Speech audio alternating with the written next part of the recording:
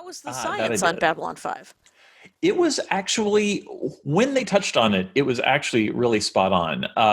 Though a lot of the stories weren't really about technical or scientific or techno magic stuff. It was actually much more character driven about the choices people make when given a chance to do good or bad, and then having to live with those consequences, which I think is what made it a powerful franchise. But for instance, the Babylon 5 station, the Earth Alliance was new to space. We didn't have any magic gravity technology like Star Trek or everything else did. So the way that you had gravity in the station is that it was a big cylinder that was hollow and it rotated, and centrifugal force provided your sense of gravity on that. In fact, any Earth ship that had sort of a synthetic gravity did so by rotation, something that we could build a ship to do today.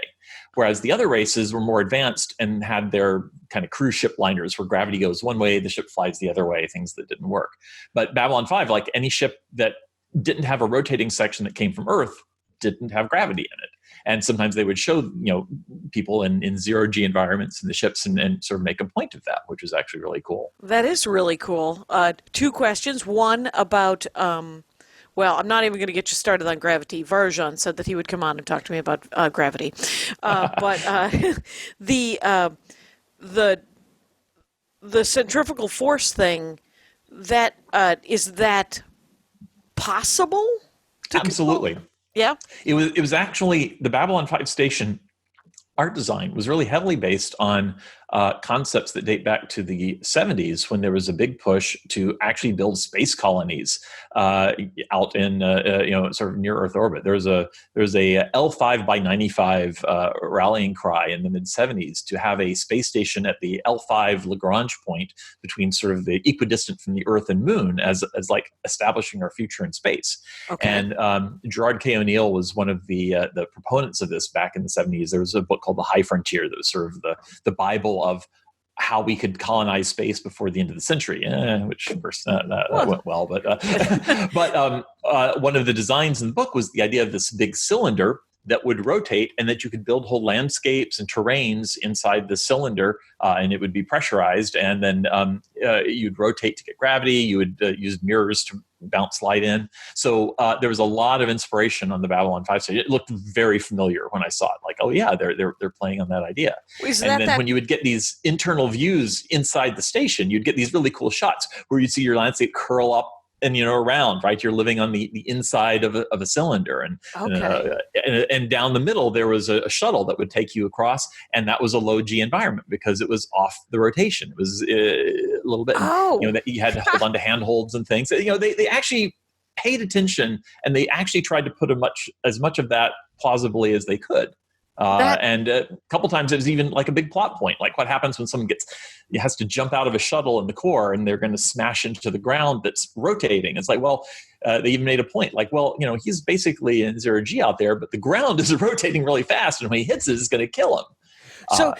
so Uh, but you know how you do how the Earth rotates and creates gravity, though we don't necessarily know why, or well, but I mean, the gravity of Earth has the rotation of the Earth doesn't affect its gravity measurably, right? Earth has gravity because matter has gravity, okay, mass. Things that have mass create gravity. And you okay, create a little bit of gravity, the Earth creates a lot of gravity, and it's the interaction of those two that you feel your weight on the Earth. okay. Now, if the Earth spun really, really, really, really fast, uh, then it might swell out. It would be wider at the equator than it would be at the poles, because the centrifugal force would sort of cancel out on that axis. But that being said, from your point on the Earth, you wouldn't really notice that effect, because you would simply I mean, you might feel like a little lighter, like you could, if you have a micro scale, if the Earth rotated fast enough, you could measure a little bit of how the centrifugal force countered a little bit of the gravity at the equator versus the pole. Right. So the ship, though, the creating that gravity with the core in Babylon 5, it had to move very fast, and so how did it affect? I mean, and this is not talking about the thing you want to talk about, which is the people, and we will get to it. Of But course. but I just the so if the core is rotating to create this gravity or this sense of centrifugal force, is it like when you're on a ride? that moves when you're standing up against the wall? Is it Yeah, like that? the graviton, the centrifuge Yeah. rides that they drop the floor off and you stick to the wall. Yeah, so those, it really has to do with how fast you're moving and how much the surface curves. So when you build one of these really small for an amusement park, your cylinder is quite small, and so to get enough centrifugal force to feel like 1 g of gravity, the rotation speed has to be really rapid. It has to go around every second or so to really push you against the wall.